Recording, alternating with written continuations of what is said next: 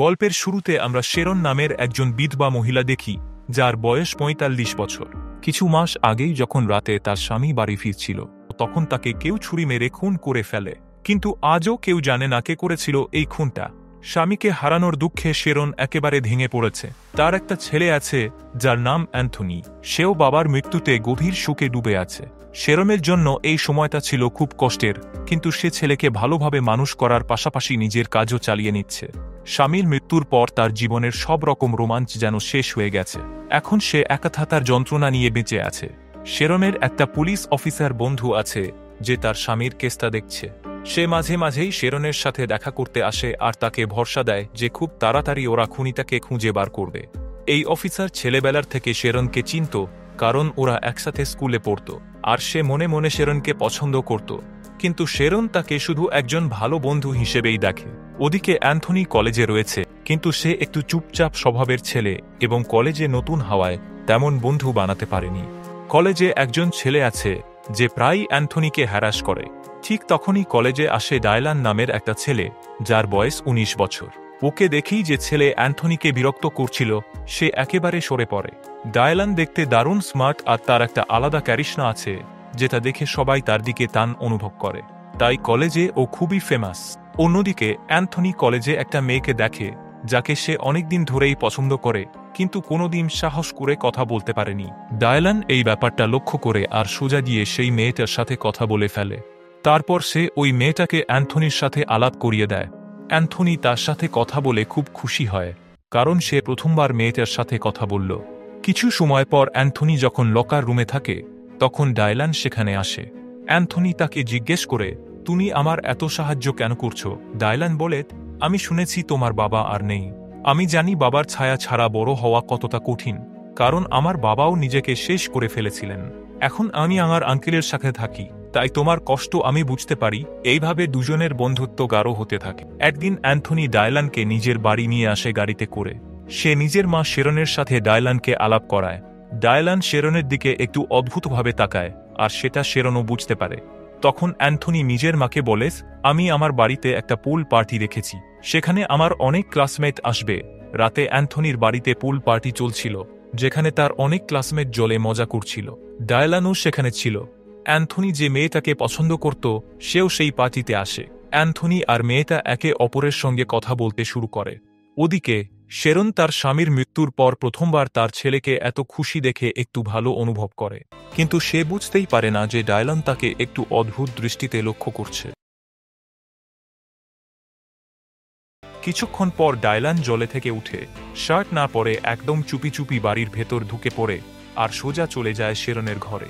সেখানে সে একটা টেবিলে রাখা ফ্যামিলির ছবি বেশ মন দিয়ে দেখে। ঠিক তখনই হঠাৎ করে শেরন ঘরে ঢুকে পড়ে, আর ডায়লান একটু চমকে ওঠে।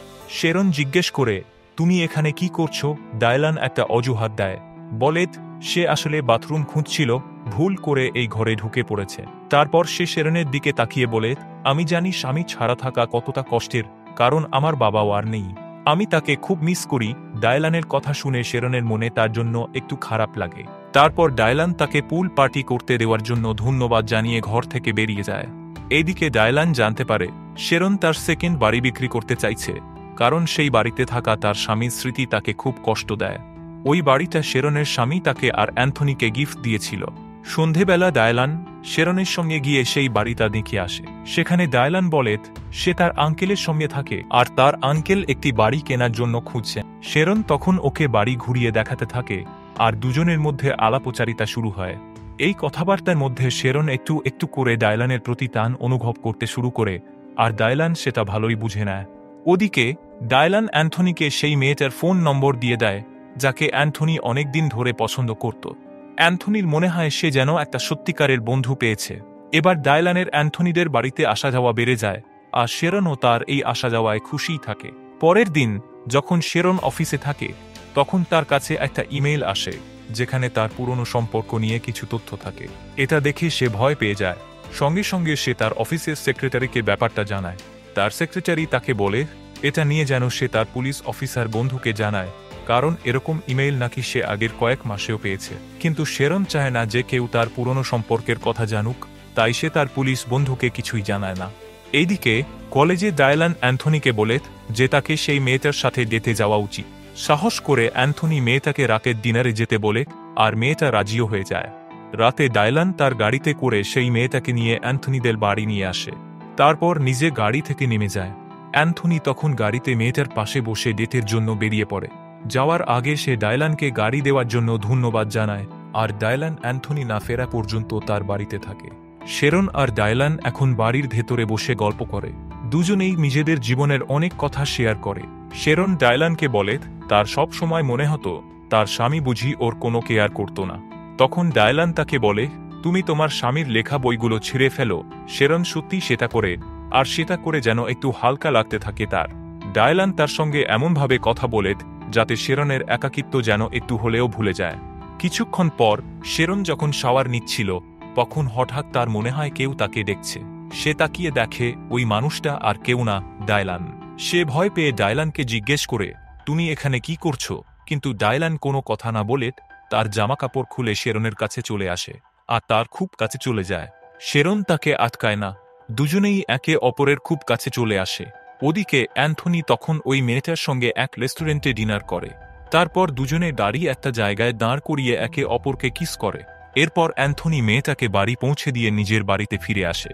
বাড়ি ফিরে সে ডায়লানকে বলে, আজকে আমার দিনটা খুব ভালো কেটেছে ওর সঙ্গে। তারপর ডায়লান তার গাড়ি নিয়ে নিজের বাড়িতে ফিরে যায়। ডায়লানের বাড়ি খুব ছোট ছিল, আর তার পুরো লাইফস্টাইলটাই ছিল একরকমের ভান। যে গাড়িতে সে ঘুরত সেটাও অন্য কারো কাছ থেকে ধার করা। এখানেই আমরা জানতে পারি যে শেরনকে গত কয়েক মাস ধরে যে ইমেইল আর চিঠি আসছিল সেগুলো সবই ডায়লান পাঠাচ্ছিল।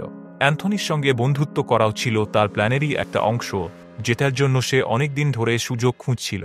পরের দিন কলেজে সেই আগের ছেলেটা আবার সেই মেয়েটাকে বিরক্ত করে। সে বলে, তুমি কি অ্যান্থনিকে ডেট করছো? মেয়েটা কোনো উত্তর দেয় না। তখন ছেলেটা বলে, অ্যান্থনির বন্ধু ডায়লান কিন্তু তেমন ভালো ছেলে না, তুমি চাইলে ওর অফিসে রাখা ফাইলটা একবার দেখতে পারো। এদিকে শেরন তার বাড়িতে থাকে। তখন তার ফোনে ডায়লান একটা মেসেজ পাঠায়। সে বলে সে আবার সেই সেকেন্ড হোমটা দেখতে চায়। রাতে শেরন সেই বাড়িতে যায়, আর ডায়লান ওখানে তার জন্য অপেক্ষা করছিল।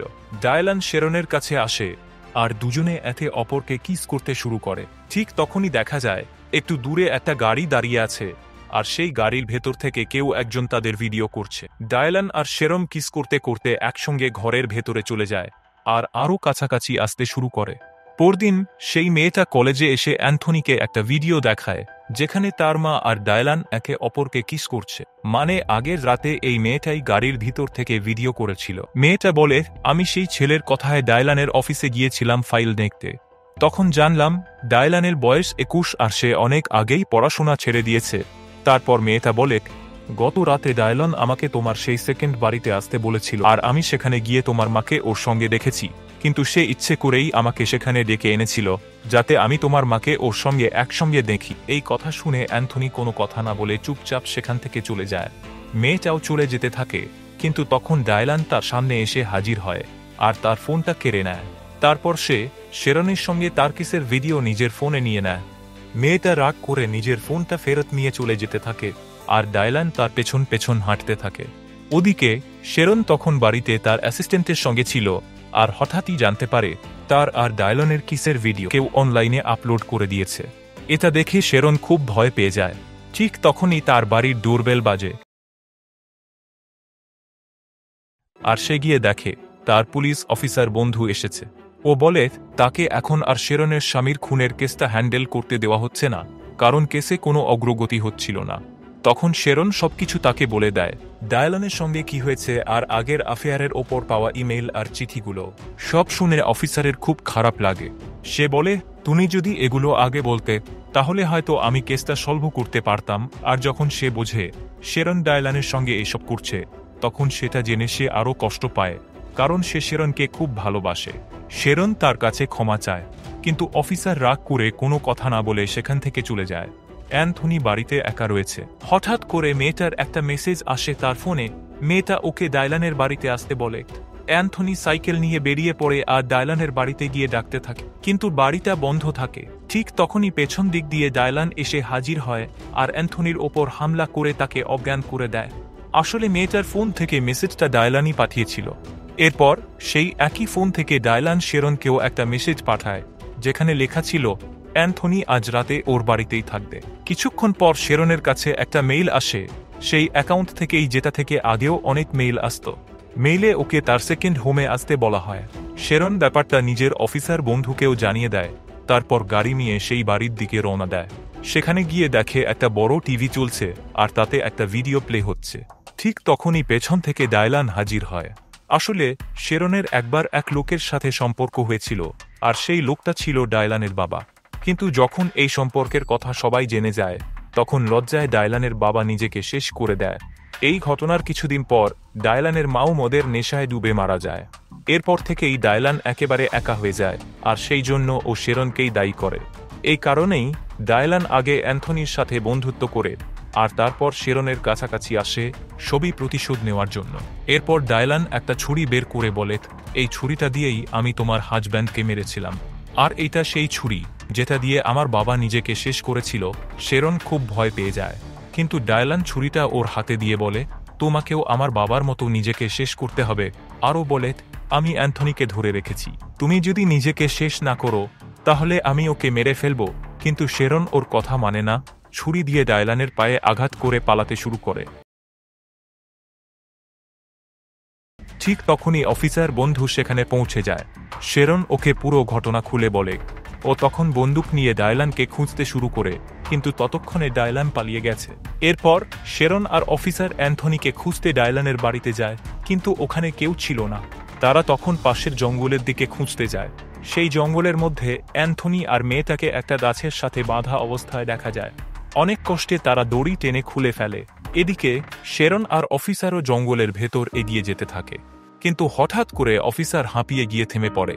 ঠিক তখনই পেছন থেকে ডায়লান এসে ওর ওপর ছুরি দিয়ে হামলা করে। অফিসার আহত হয়ে মাটিতে পড়ে যায়। এরপর ডায়লান অফিসারের বন্দুক নিয়ে শেরনের কাছে যায় আর তার উপরে বন্দুক তাক করে দেয়। ঠিক সেই সময় অ্যান্থনি এসে দাঁড়িয়ে পড়ে মাঝখানে। ডায়লান রেগে গিয়ে বলে, সরে যাও, তোমার মাই আমার বাবার মৃত্যুর জন্য দায়ী। তখন মেয়েটা পিছন থেকে ডায়লানের ওপর হামলা করে। এবার সবাই মিলে ডায়লানের সাথে লড়তে থাকে। শেরন বন্দুক দিয়ে ডায়লানের মাথায় আঘাত করে ডায়লান অজ্ঞান হয়ে পড়ে। শেরন তখনই ওকে গুলি করতে যাচ্ছিল, কিন্তু অ্যান্থনি তাকে থামিয়ে দেয় আর বলে, তাকে শাস্তি দেবে আইন। শেরন তখন অ্যান্থনির কথা মেনে নেয়। কয়েক মাস পর দেখানো হয় শেরন এখন তার অফিসার বন্ধুকে ডেট করছে, আর অ্যান্থনি নিজের মাকে ক্ষমা করে দিয়েছে।